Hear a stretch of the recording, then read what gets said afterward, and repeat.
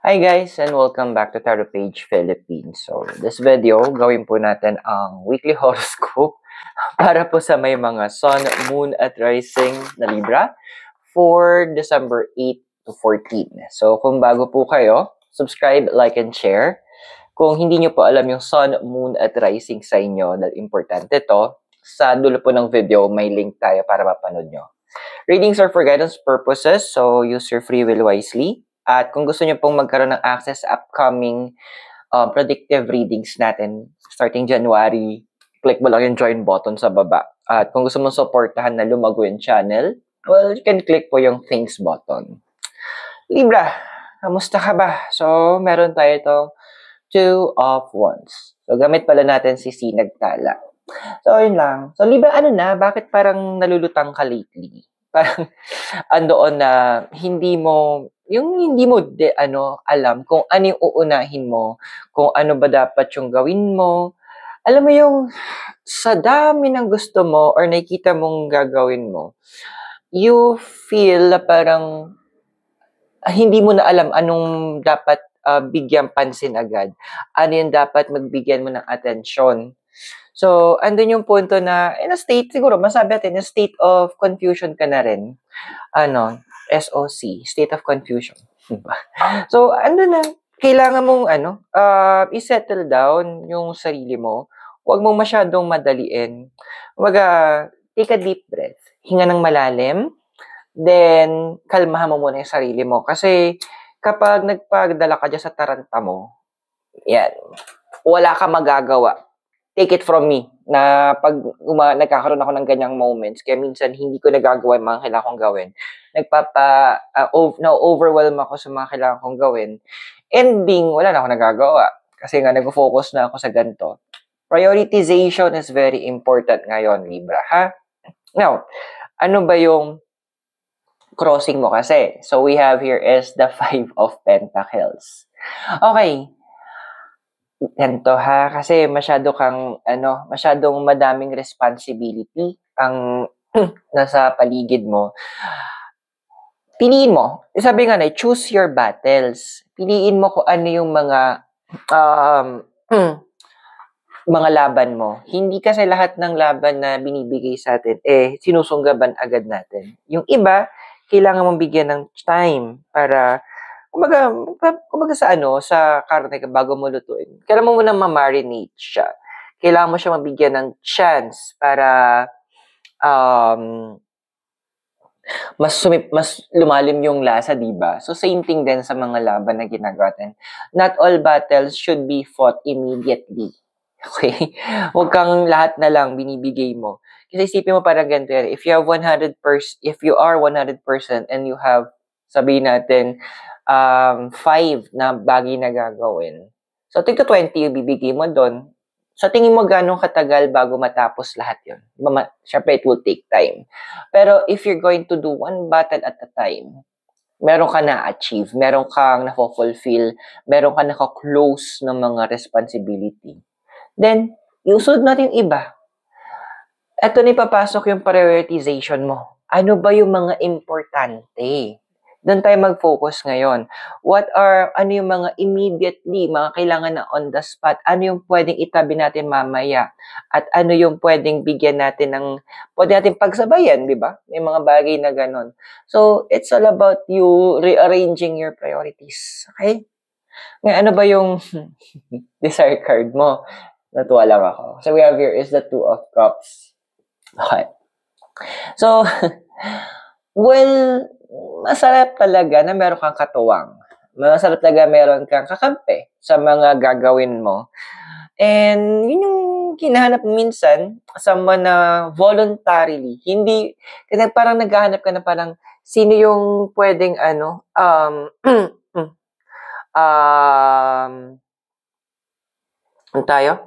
sino yung pwedeng lumapit sa'yo or mag-offer ng help. Kasi natatakot, may part dito kung tama kung natatakot or nahihiya ka na magsabi na manghingi ng help sa iba. Kasi parang andun yung na-build mo, alam mo na-build mo sa sarili mo or na-build mo yung persona sa ibang tao na ay, ito yung eto yung ano, kaya kong, eto yung ako, eto si Libra, ganito siya, eto yung ugali niya. So, andoon na natatakot ka baka mamaya maiba yung tingin sa'yo ng mga tao. Pero eto personal note ko, Libra, mas tumataas yung respeto ko sa mga tao na 'pag alam nilang hindi nila kaya, hihingi silang tulong. Na kapag alam nilang pagod na sila, sila mismo yung lalapit para humingi ng pahinga.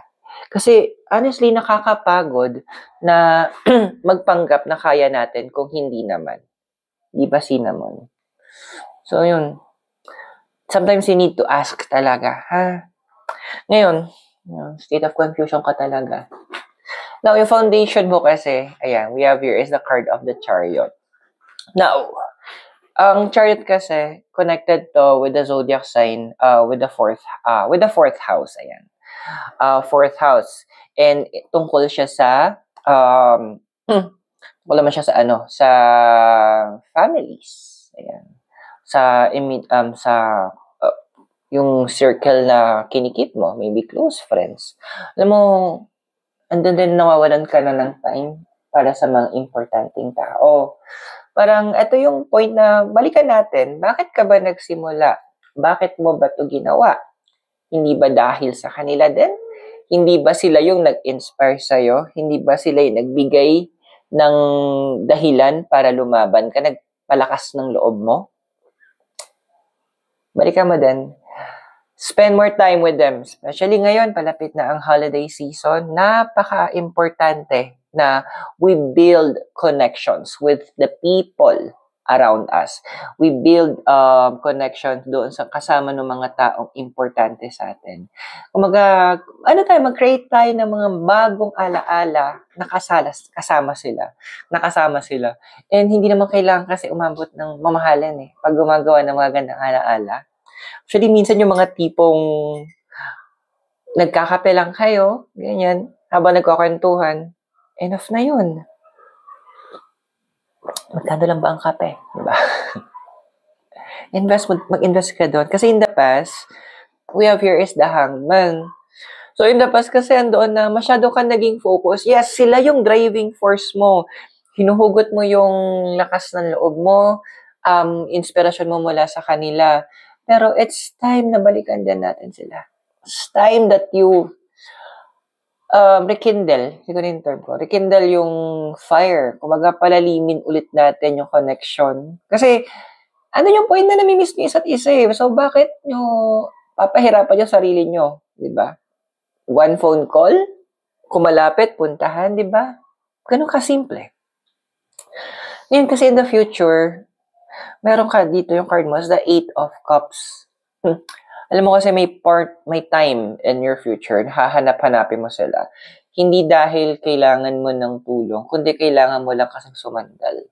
Kailangan mo lang din, kumbaga yung pangungulila ng puso mo is andoon. So, pagbibigyan mo yung sarili mo. So, bago pa mangyari yun, kumbaga kasi magkakaroon ka din ng moment na magiging busy ka talaga in the next few weeks.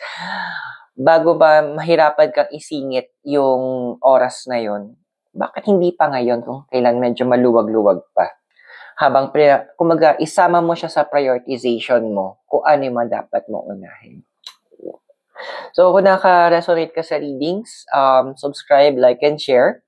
And kung gusto mo ma-access ang upcoming predictive readings natin, click mo lang yung join button sa baba. Pero for now, Libra, tuloy natin yung readings mo. Now, your physical environment we have here is the Hierophant. Ooh. Now, the Hierophant is connected to the second house, which is about resources, which is about money. Yes, andoon ang daming opportunities na lumalapit talaga sa'yo at yung iba papalapit pa lang. Huwag mong kunin lahat. Pero sayang yun, opportunities. Yes, totoo, opportunity siya. Pero hindi lahat kasi na opportunities na lalapit sa'yo o magpipresenta sa'yo is makatulong para supportahan yung tinatawag nating end goal natin. Para masuportahan yung pinaka-desire natin. Para masuportahan natin yung pinaka-target natin.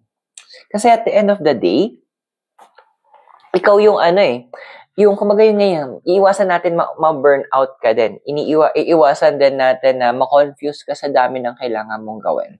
Kumbaga, this is a moment of taking things one step at a time.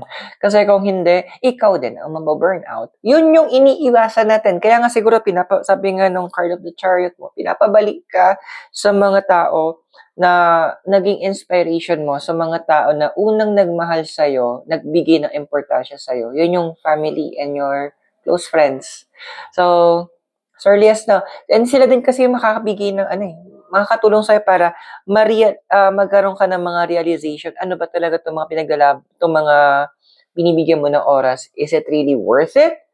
O andoon na nauubos sa oras mo kasi may iba dito, sabihin na lang natin na yung tinatawag natin return of investments, hindi maganda. Kumbaga, masyadong mababa kumbaga sa savings account, masyadong mababa interest.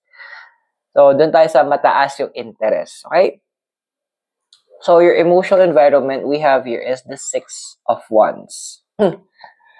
Alam mo yun yung naman desire mo eh. Alam mo yung mga dati mong gusto na, hindi gagawin ko to para sa kanila. Iaangat ko yung sarili ko para maiangat ko din sila. Ito yung mga pinapabalikan sa'yo.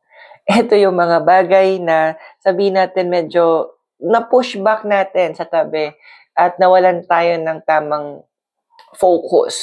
Kasi nga, you're sa may part na nako-confuse ka din sa anong unahin mo, na nawalan ka na ng direction doon sa mga kailangan mong bigyan ng attention. So, it is a call. So, kumbaga, bago pa medyo mas lumalim itong mga kaganapang ito, andoon na agapan na natin. Di ba yung sabi nga nila, prevention is always better than cure. So, ngayon pa lang, i-rearrange natin yung ating mindset, yung ating priorities. Kasi for your own benefit din to. Okay? Sa hopes and fears mo, we have dito is the King of Cups. Oo na nga. Sige na to. Narinig na ng universe yung desire mo. Yes, magkakaroon ka ng mga help from external help from people na masasabi natin sila yung kumbaga concerned sila. And this, kaso wala, darating tong help na to kung willing ka na makinig sa kanila or willing kang mag-open up or willing ka din na mag-reconnect. And this, babalik tayo ulit doon sa family mo and friends, mga naunang nagmahal at nag-arog at umintindi sa isa sa saltik mo, di ba? So, eto na yon. This is the moment for that. Kumbaga, bigyan mo sila ng chance para ipakita naman nila sa'yo yung pagmamahal nila na masuklian nila, yung mga pagmamahal, yung pag-aalaga na ginawa mo. So, siguro time naman para maging fair sa kanila. Kasi in the future, we have here is the High Priestess. Gets ko na bakit kailangan mo mag-reconnect because they will be the one, sila yung gagamitin ng universe to give you sound advices. Sila yung magbibigay sa'yo ng mga warnings. Sila yung magiging voice ng universe sa buhay mo in the next few weeks. Umaga, medyo magkakaroon ka ng mga yun nga, state of confusion mo, andoon na magkakaroon ka ng, sila yung magiging voice of reason mo naman.